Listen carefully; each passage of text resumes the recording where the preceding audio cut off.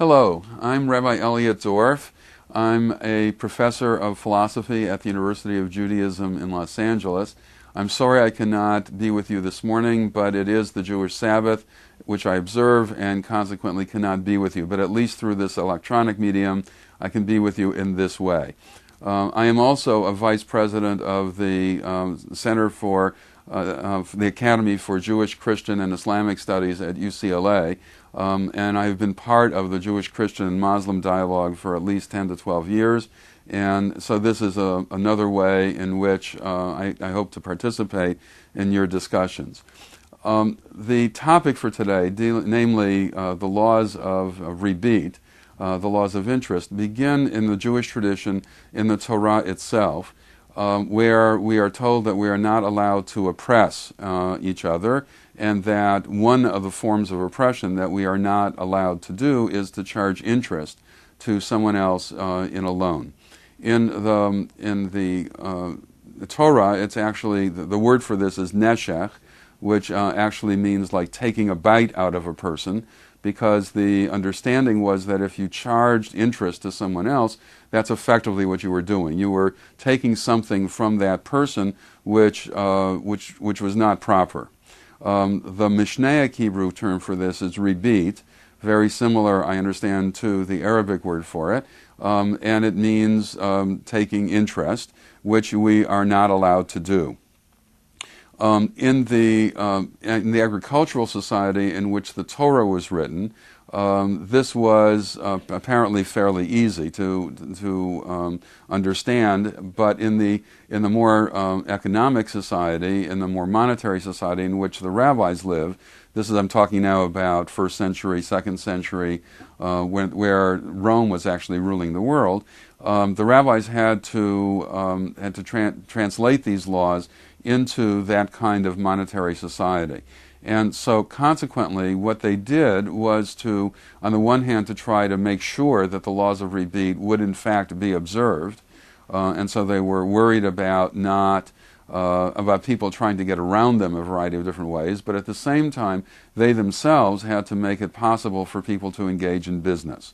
The way that they did that was by, on the one hand, strengthening the laws of Ribit in a variety of ways, and on the other hand, making room for businesses to happen. So on the one side, when they were strengthening the laws, they tried to make sure that certain subterfuges that people were trying in order to get around the laws wouldn't work. And they even expanded it not from the monetary area to the area of interpersonal interactions, where they say, for example, that you may, of course, compliment a person for something that person did well, but you may not compliment a person if your only intention is to try to get something from the person. That also is seen as giving interest, as it were, in this kind of interpersonal reaction with the other person. So on the one hand, they were trying to strengthen those laws, but on the other hand, they were trying to make business possible. And the way that they did that was by making room for loans and making room for businesses. In particular, the way they did it was through the idea of partnerships. That is, that if I give you money, then I cannot insist from you that you give me more money in return just by virtue of the fact that you have that money over a period of time. But if you and I go into business together, into a partnership together, then whatever the partnership earns, it earns, and whatever it loses, and the way in which those earnings or losses are shared would be dependent upon the particular arrangements of the partnership. So, for example, it may be that you and I would go into this partnership on a 50-50 basis, in which each of us would invest the same amount of money, and perhaps each of us would also work in the business. But it might be very different from that. In the extreme, it might be that you do all the work and I invest all the money, or the other way around. And similarly, in terms of the distribution of earnings and losses, that would depend very much upon the particular way in which we had set the partnership up. And that was allowed because it wasn't seen as simply my helping you. It was seen as the two of us helping each other in terms of, in order to be able to earn a living. To this day, as a result of these laws, Jewish communities have Jewish free loan societies in an attempt to try to make sure that people who need several $100s or who need clothing or who need food are able to get that without interest. So that the Jewish community takes this very seriously.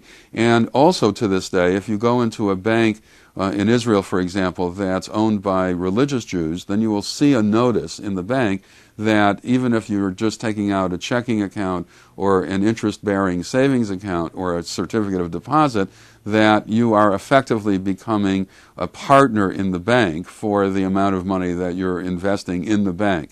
And they do that in order to make sure that everybody understands that this is not supposed to be a violation of the laws of rebate.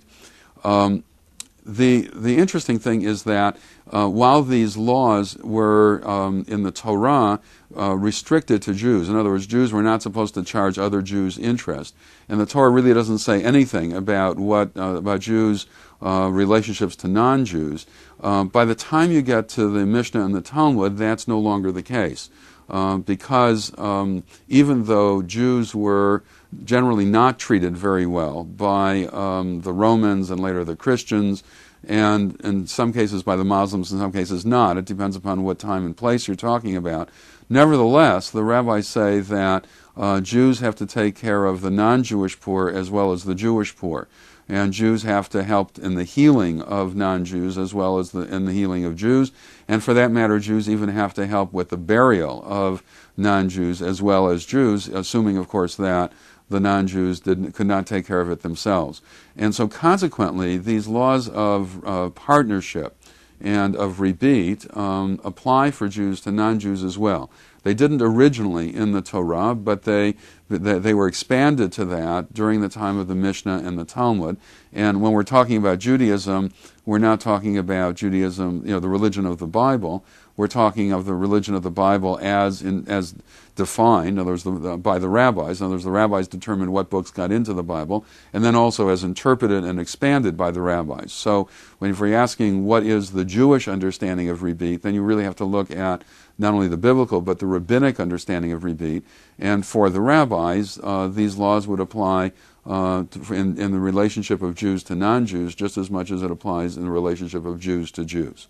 I hope you have a wonderful conference, and I hope that these laws help you as they help us theologically and not just economically, because these laws really are rooted in the understanding of the Jewish tradition about who we are as human beings. That is, we are human beings who are in covenant with each other and in covenant with God, and it's those very deep theological convictions that lead us to the rules in the Jewish tradition, and as I understand it in the Muslim tradition as well, that we have to take care of each other, and that part of taking care of each other as an extended family, as it were, is that we would loan money to each other without interest. In this way, both of our religions are really very different from straight capitalist theory, which would say that we are all individuals and should simply be in it for ourselves.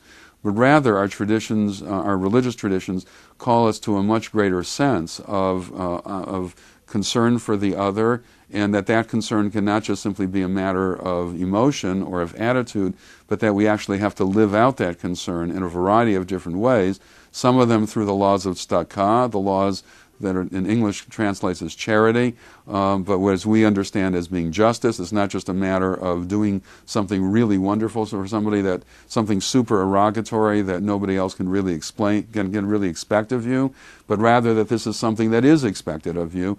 It's a matter of justice. It's a matter of tzedakah, that we take care of each other in this sort of a way. So I hope that your discussions about these laws will help you not only in terms of the economic implications of these laws, but also truthfully to better understand your own religious convictions, as well as which in this case are very much shared by the Jewish tradition. Thank you.